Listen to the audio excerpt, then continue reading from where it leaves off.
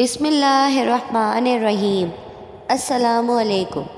حضور صلی اللہ علیہ وسلم کا یہ واقعہ نہیں سنا تو زندگی فضول ہے۔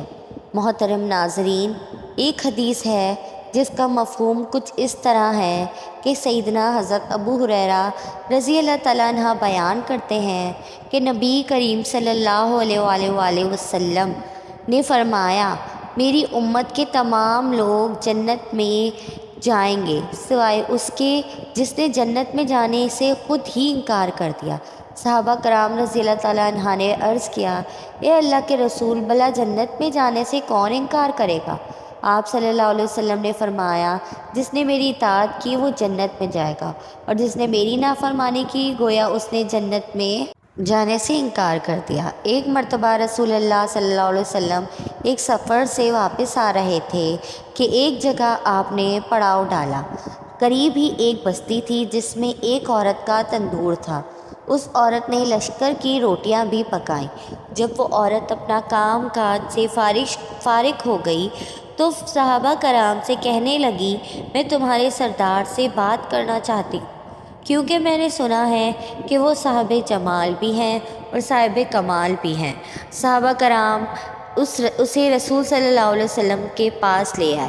کہنے لگی، اے اللہ کے پیارے رسول، میں آپ سے ایک بات پوچھنا چاہتی ہوں۔ رسول اللہ صلی اللہ علیہ وسلم نے فرمایا، پوچھئے، کیا پوچھنا چاہتی ہیں؟ کہنے لگی، میں ایک ماں ہوں، تندور میں روٹیاں لگاتی ہوں اور یہی میرا ذریعہ روزگار ہے۔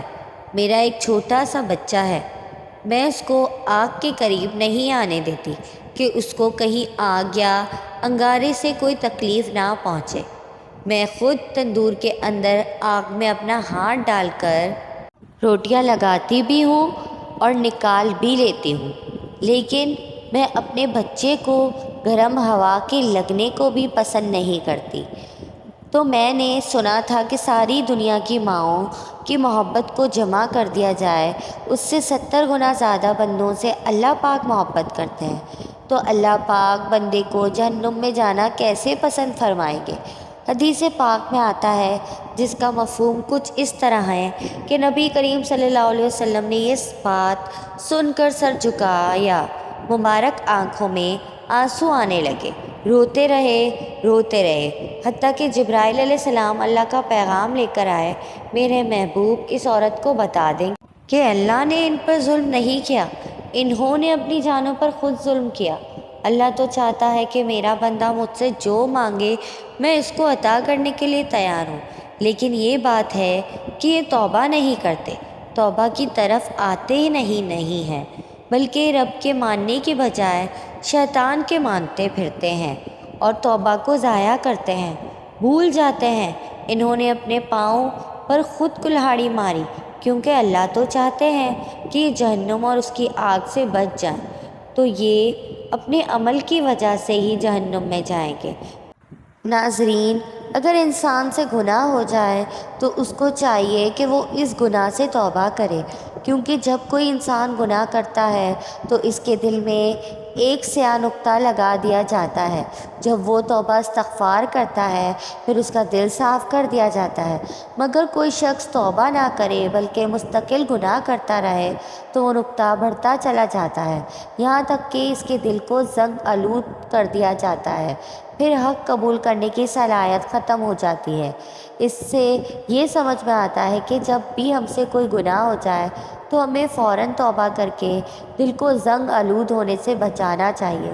رسول اکرم صلی اللہ علیہ وسلم کا فرمان ہے، بے شک جب بندہ ایک گناہ کرتا ہے تو ایک سیاہ نقطہ اس کے دل میں لگا دیا جاتا ہے، پھر جب وہ گناہ چھوڑ دیتا ہے اور استغفار و توبہ کرتا ہے تو اس کا دل صاف کر دیا جاتا ہے، اور بغیر توبہ کیے ہوئے دوبارہ گناہ کرتا ہے تو اس سے نقطے میں زیادتی کر دی جاتی ہے تاکہ وہ پورا دل پر چھا جاتی ہے۔ دین اسلام میں مایوسی بالکل نہیں ہے، انسان خطا کا پتلا ہے، گناہ انسان کی فطرت میں داخل ہے، لیکن بہترین ہے وہ شخص جو گناہ کر کے اس پر قائم نہ رہے بلکہ فوراً توبہ کر کے اللہ تعالیٰ سے معافی مانگ لے۔ نبی کریم صلی اللہ علیہ وسلم نے ارشاد فرمایا، ہر بنی آدم انسان بہت زیادہ خطا کار ہے، اور لیکن اللہ تعالیٰ کے نزدیک بہترین خطا کار وہ ہے جو کثرت سے توبہ کرنے والے ہوں۔ نبی کریم صلی اللہ علیہ وسلم نے فرمایا، گناہ سے صدقے دل سے توبہ کرنے والا اور اس شخص کی طرح پاک و صاف ہو جاتا ہے جس نے کوئی گناہ کیا ہی نہ ہو۔ حضرت ابن عباس رضی اللہ تعالیٰ عنہ سے روایت ہے کہ رسول کریم صلی اللہ علیہ وآلہ وسلم نے فرمایا، جس آدمی نے استغفار کو لازم کر لیا، اللہ تعالیٰ اس کو ہر تنگی سے نکال دیں گے، اس کے ہر غم کو دور کر دیں گے اور اس کو ایسی جگہ سے رزق عطا فرمائیں گے جہاں سے اس کو وہم و گمان بھی نہ ہوگا۔